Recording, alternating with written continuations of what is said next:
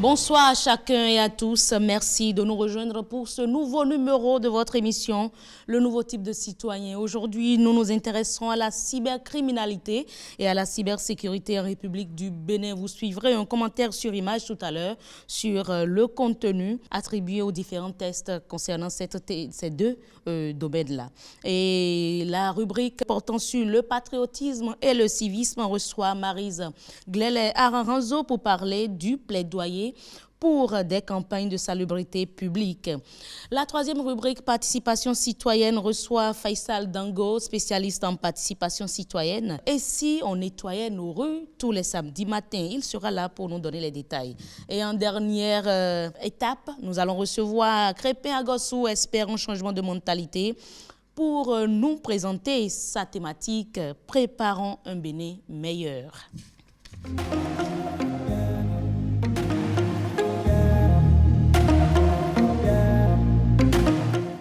Alors, mesdames et messieurs, rejoignez-nous sur les réseaux sociaux, Facebook, Twitter, Mouvement NTC, la chaîne YouTube, le site Internet, le mail et le numéro WhatsApp 97 41 42 67.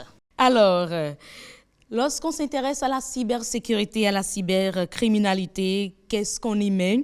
Et quels sont les tests régissant la cybersécurité et la cybercriminalité dans notre pays? Quel est l'organe de contrôle de la cybersécurité dans notre pays? Et où se rendre pour avoir les informations sur la cybersécurité et la cybercriminalité? Vous aurez les réponses à toutes ces questions et encore plus dans ce commentaire sur image. Loi de la République et programme de développement. Cybercriminalité et cybersécurité. La cybercriminalité et la cybersécurité sont liées. La cybercriminalité constitue l'ensemble des infractions commises soit au moyen d'outils informatiques, soit sur un système d'information. La cybersécurité, quant à elle, constitue l'ensemble des solutions techniques, organisationnelles et humaines permettant d'assurer la sécurité d'un système informatique contre le piratage, les cyberattaques, les vols de données et autres infractions. Quels sont les textes régissant la cybercriminalité et la cybersécurité en République du Bénin ? Le texte qui traite de la question de la cybercriminalité et de la cybersécurité en République du Bénin est la loi numéro 2017-20 du 20 avril 2018 portant code du numérique en République du Bénin en son livre 6 intitulé « De la cybercriminalité et de la cybersécurité ». Dans le même temps, la loi numéro 2018-16 du 28 décembre 2018 portant code pénal en République du Bénin réprime les infractions cybernétiques et informatiques en ses articles 670 et suivants. Quel est l'organe de contrôle de la cybersécurité en République du Bénin ? La sécurité des systèmes d'information et des réseaux sur l'ensemble du territoire de la République du Bénin est du ressort de l'Agence des systèmes d'information et du numérique, ASIN. Quels sont les organes de répression de la cybercriminalité en République du Bénin ? L'organe principal de lutte contre la cybercriminalité est l'Office central de répression de la cybercriminalité, OCRC. La Cour de répression des infractions économiques et du terrorisme, CRIET, est la juridiction compétente pour connaître des infractions commises par des moyens de communication. Pour la bonne exécution de sa mission, l'OCRC collabore également avec toutes les administrations publiques ou privées qui sollicitent son assistance technique ou son expertise pour se mettre à l'abri des méfaits criminels. Comment peut-on se protéger contre la cybercriminalité ? En adoptant les bonnes pratiques en matière de sécurité informatique, le citoyen se protège contre la cybercriminalité.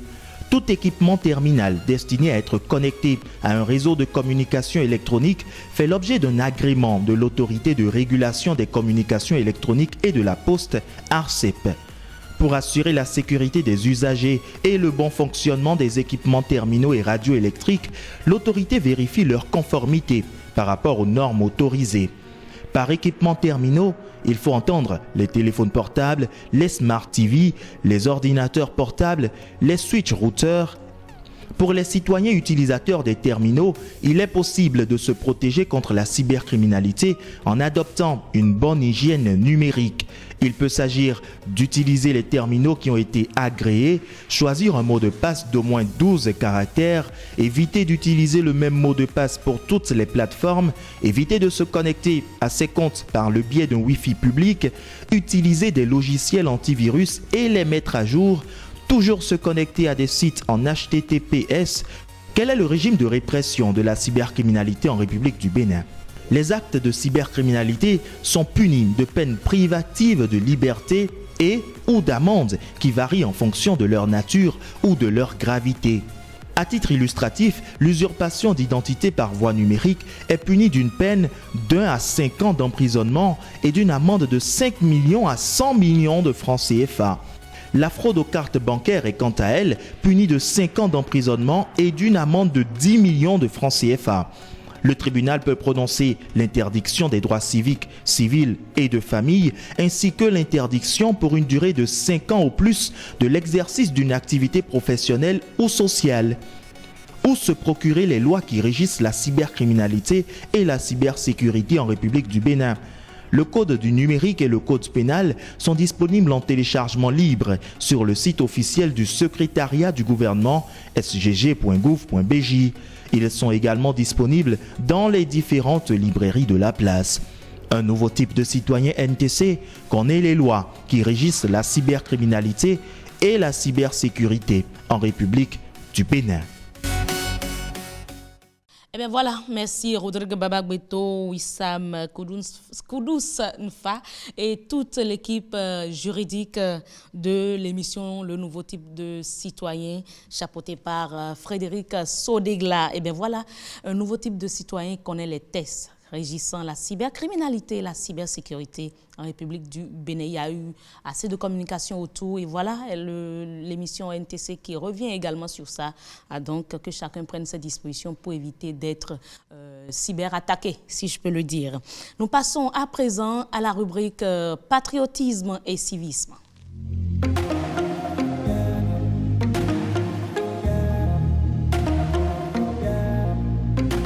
Nous sommes avec Marie Zaranzo Glele qui vient aujourd'hui avec un plaidoyer pour des campagnes de salubrité publique. Maryse, bonsoir. Bonsoir, heureuse. Merci d'être avec nous. Ça fait un bail, vous nous avez manqué. C'est vrai, vous m'avez manqué aussi. Alors, plaidoyer pour des campagnes de salubrité publique. Lorsqu'on parle même d'abord de salubrité publique, qu'est-ce qu'on y met et quel est l'état ou les enjeux aujourd'hui en matière de salubrité publique dans notre pays? Et pourquoi un plaidoyer? Eh bien, heureuse, la salubrité publique peut se définir comme le caractère de ce qui est favorable à la santé de tous et qui concourt à la préservation de l'hygiène. C'est le caractère de ce qui est propre, exempt de saleté. Elle s'applique à plusieurs domaines de la vie et du cadre de vie, tels que l'air. On parle de l'air salubre, de l'eau salubre, de l'habitat salubre, etc. Au Bénin, le constat de l'insalubrité persistante était flagrant. Cette situation d'insalubrité s'est accentuée avec la croissance démographique et un certain nombre de déficits tels que des déficits d'équipement, d'assainissement, l'incivisme et le manque de conscience environnementale des populations. Face à cette situation, le gouvernement a initié le projet de modernisation de la gestion des déchets solides ménagers pour adresser la problématique de gestion des déchets solides ménagers et de la salubrité dans le Grand Lukwe. Il s'agira donc de rendre durablement propres et attractives les villes du Grand Lukwe, en développant des solutions innovantes de gestion des déchets et de la salubrité à faible empreinte écologique et créatrice d'emplois. Par le passé, je ne sais pas si vous vous rappelez, du temps de la Révolution, des campagnes de salubrité mensuelles, hebdomadaires étaient organisées et c'était du devoir de chaque citoyen d'y participer. Cela permettait de maintenir un environnement propre et de créer une responsabilité collective et citoyenne vis-à-vis de la salubrité de l'espace public. Et donc aujourd'hui, nous pouvons accompagner les efforts du gouvernement, d'une part en commençant par nous-mêmes, en évitant de jeter les ordures un peu partout dans la rue, de faire en sorte que nous ayons un environnement propre et salubre, balayer chez soi, balayer devant chez soi, planter des arbres, protéger les arbres, etc. Donc, en commençant d'une part par nous-mêmes et en éduquant nos enfants à faire de même. Chaque nouveau type de citoyen doit prendre ses responsabilités et s'engager donc dans cette bataille pour la salubrité publique et pour la santé de toutes et de tous. Effectivement, et il faut avouer que l'État fait vraiment beaucoup en matière de salubrité, de propreté, d'assainissement de notre cadre de vie. Franchement, il y a des efforts qui sont faits. Et quand vous passez à des endroits donnés, vous constatez qu'il y a encore des déchets qui sont jetés par des citoyens eux-mêmes. On se dit, ben, ils n'écoutent pas, ils n'entendent pas tout ce qui se fait aujourd'hui, toutes les actions qui sont menées aujourd'hui.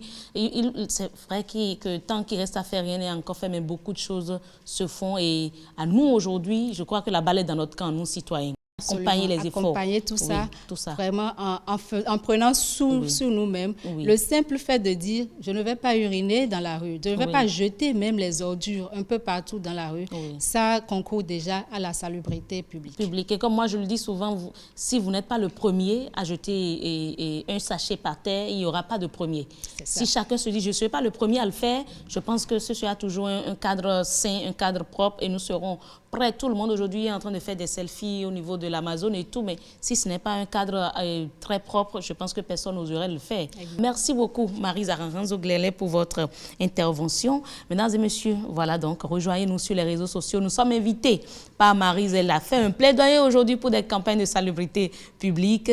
Lorsque vous entendez des actions du genre campagne de salubrité, je fais un coucou à celle qui a initié dans ce pays Sachet Relou. Voilà des campagnes auxquelles il faut participer. Vous pouvez également en initier à votre niveau et faire participer vos amis, vos réseaux. Tout ça contribue au développement de notre pays. Rejoignez-nous sur les réseaux sociaux Facebook, Twitter, Mouvement NTC, la chaîne YouTube, le site internet, le mail et le numéro WhatsApp 97 41 42 67.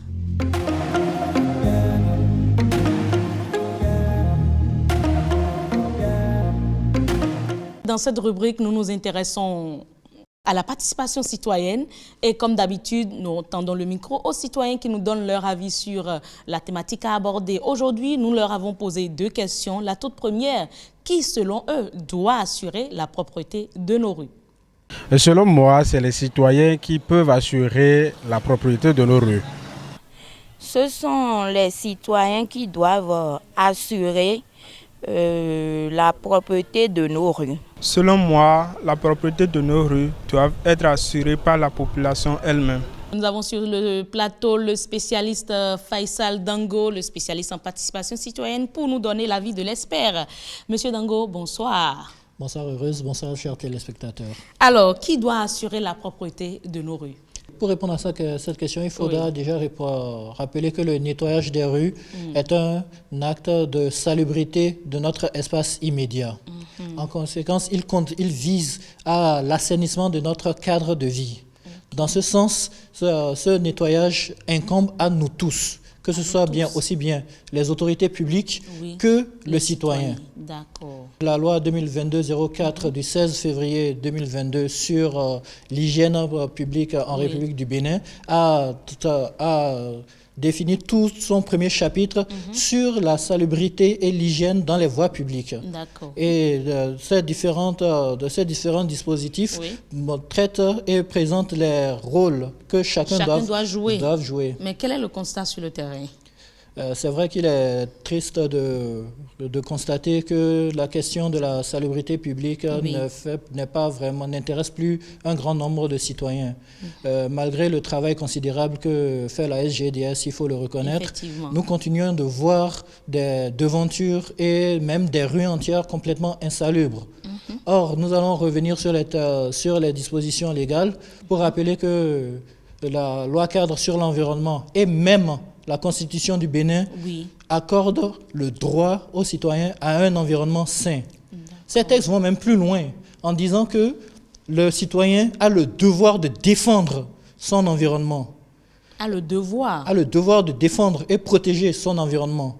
Maintenant, la protection de l'environnement ne se limite pas à la dénonciation des actes inciviques ou la réclamation aux autorités publiques de faire quelque chose, mais elle se matérialise aussi par la promotion d'actions visant les salubrités. D'accord. On se souvient à l'époque de la Révolution où il y avait une journée par semaine où on voyait toute une ville, tout un quartier se mettre à balayer les rues. Oui. Il ne s'agit pas forcément de se mettre à balayer toutes les voies publiques, mais au moins sa devanture.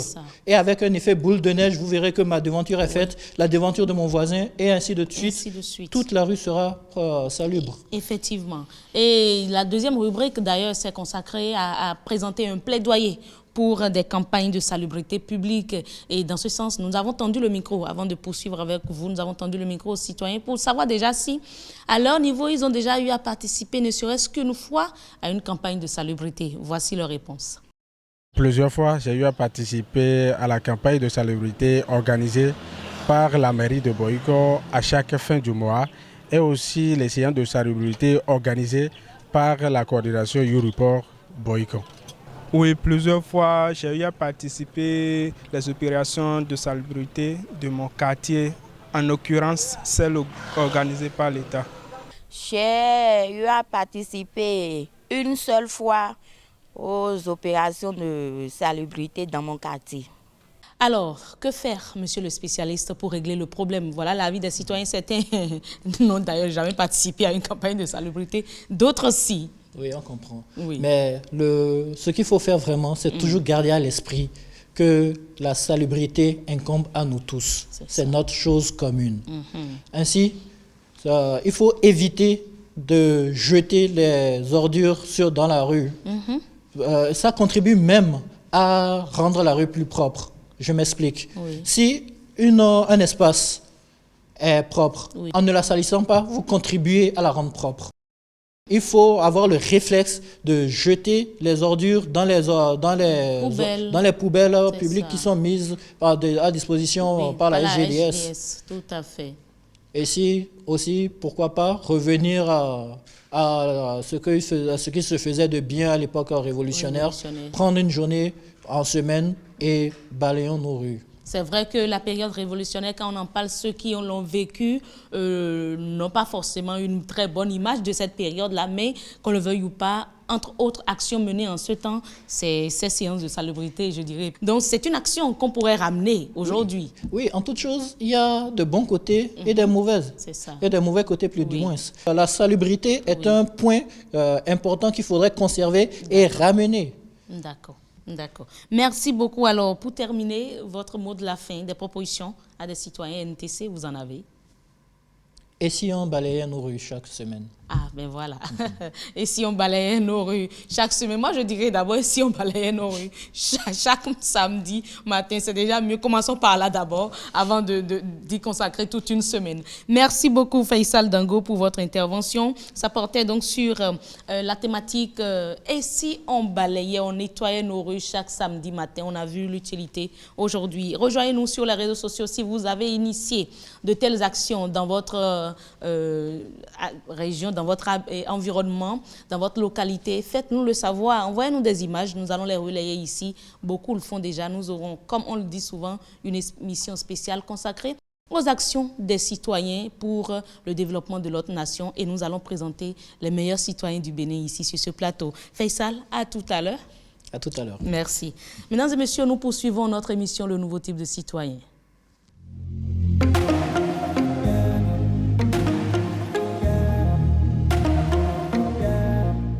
Nous sommes avec Crépin Agossou, notre expert en changement de mentalité, qui nous demande de préparer un Bénin meilleur. Monsieur Agossou, bonsoir. Bonsoir, Heureuse. Préparons un Bénin meilleur. Exactement. Comment est-ce que nous pouvons préparer un Bénin meilleur? Et je crois bien que préparer un Bénin meilleur, c'est la plus grande des préoccupations que portent tous les Béninois actuellement. Et le Bénin de nos enfants serait à l'image du travail que nous faisons aujourd'hui. Donc ce grand travail auquel est appelé, que cela soit gouvernants, que cela soit citoyens, nécessite beaucoup d'atouts. Et je crois que l'un des plus grands atouts pour préparer un Bénin meilleur, c'est le changement de mentalité, le changement ça commence par là. Le changement de la mentalité, le changement de perspective. Il y a un artiste que j'apprécie très bien, de nom de Michelangelo, qui un jour observait un rocher. Il a pris tout son temps à observer le rocher et puis il a dit, à l'intérieur de ce rocher, il y a un ange qui y est caché. Personne ne comprenait ce qu'il disait. Mais après une longue durée d'observation, Michelangelo a décidé de sculpter la statue du roi David à travers cette masse de pierre. Grâce à ces instruments, il a commencé juste à enlever les parties inutiles, étape par étape, et finalement, la statuette du roi David était sortie. Wow. Or, il y a d'autres personnes qui peuvent voir ce rocher comme une masse de pierre inutile, une chose sans valeur, mais Michelangelo, en regardant cette masse de pierre, a pu faire sortir une version plus propre, plus meilleure, plus importante de cette masse de roche. Or, d'autres personnes pouvaient dire non, c'est une chose vile, ça n'a pas d'importance. Je dirais tout simplement, c'est de la même manière que nous aussi, nous devons voir notre pays. Je dirais que le Bénin a une meilleure version, c'est-à-dire le Bénin meilleur que nous recherchons, dont nous rêvons. Cette version, elle est là. Mais pour obtenir cette version, nous, citoyens ou gouvernants, nous devons travailler comme Michelangelo en enlevant les parties inutiles qui sont attachées à cette meilleure version afin de pouvoir révéler au grand jour ce Bénin meilleur auquel nous rêvons ou bien nous aspirons. Je ne sais pas si vous connaissez bien la place de l'Amazone. Oui. Cette place, il y a des années, je dirais qu'elle était... C'est connu à l'international Oui, aujourd'hui c'est ça. Il y a des années, cette place, elle était moins attrayante puis moins connue. Mais aujourd'hui, vous-même, vous voyez, grâce à la mentalité des leaders, ils ont pu faire sortir une meilleure version de ce lieu-là. Et aujourd'hui, ça attire des milliers de personnes. C'est-à-dire, d'un lieu moins attrayant, nous sommes parvenus à un lieu très attrayant. C'est-à-dire, il y a une meilleure version de ce lieu que grâce à la mentalité, bien sûr, des dirigeants, ils ont pu partant une meilleure version du Bénin. Exactement. Je vais également parler de certains jeunes que j'aime également beaucoup. Il s'agit des frères Zanrouan Daro. Je ne sais pas si vous les connaissez. Ce sont les promoteurs des foyers à Tigan. Ah oui, nous on les appelle les jumeaux de l'environnement. On a tellement travaillé avec eux. Exactement. Quand j'ai lu leur projet sur les foyers à Tigan qui veut dire l'arbre est sauvé, s'il faut parler en ces termes, ils ont su utiliser les coques de noix de palme. Ce sont des choses que nous on néglige. Bon, chez nous, c'est pas ça, pas de valeur. Mais ils ont su, grâce à leur mentalité, montrer une nouvelle manière par laquelle on peut utiliser ces choses. C'est-à-dire, ils ont montré, une nouvelle version d'utilisation de ces coques de noix de palme pour pouvoir faire de nouvelles choses. Et je crois que notre pays, le Bénin aussi, a une meilleure version que nous aussi, nous devons, par notre travail et par notre mentalité, mettre à découvert au grand jour. Et comme je l'ai dit, il faut forcément que nous taillons les parties inutiles comme... Mais vous le dites si bien. Moi, je me dis, c'est de la théorie. Non, pas de la théorie, de façon madame. pratique. Comment pourrons-nous éliminer les parties inutiles là pour ressortir je vais être un peu plus clair, madame. Vous le savez, quand vous voyez les artistes, quand ils prennent un bois qui n'a pas de forme, grâce à leur instrument, qu'est-ce qu'ils font? Ils taillent, ils enlèvent les parties inutiles et une meilleure version de ce bois-là, ça apparaît à la surface. Notre pays, comme je l'ai dit, a une meilleure version. Mais les parties inutiles que j'aimerais qu'on enlève tous ensemble, que cela soit citoyen comme gouvernant, je vais citer quelques parties inutiles que nous allons enlever. La première partie, je parlerai de la corruption. Ah, d'accord. Vraiment inutile. Vous comprenez un peu maintenant. Merci beaucoup, madame. Donc, pour dire que ce serait très bon que nous ne pensions pas seulement à notre personne et priver les autres de ce qui devait leur revenir. Ce qui doit revenir à l'autre, laissons-le bénéficier de cette chose. Donc, je vais parler également du retard au service. Ah oui. Je voudrais... Ça fait perdre de l'argent à l'État. Exactement. Que les nouveaux types de citoyens prennent le travail comme le premier élément qui doit nous amener à un Bénin meilleur que nous cherchons. Donc, le travail doit devenir cette base-là. Mon travail est important. Donc, si je prends soin de mon travail, je ne peux pas aller en retard. Donc, ça aussi, ça fait partie des petits déchets que nous devons tailler afin de faire sortir. Je vais parler également du favoritisme.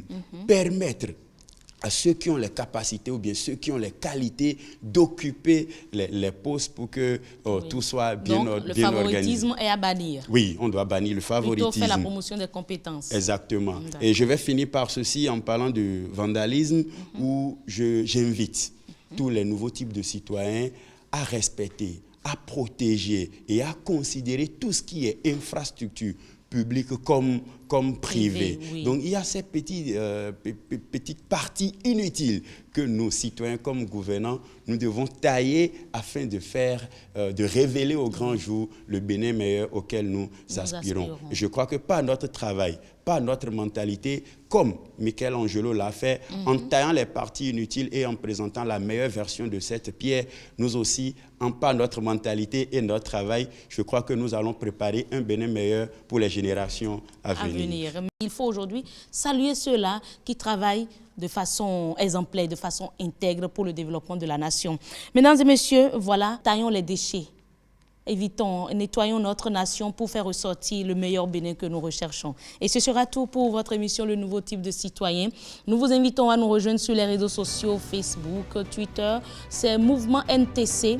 Nous avons la chaîne YouTube, Mouvement NTC également. Il y a le site internet, il y a le mail et le numéro WhatsApp 97 41 42 67. On se dit à très bientôt. Portez-vous bien.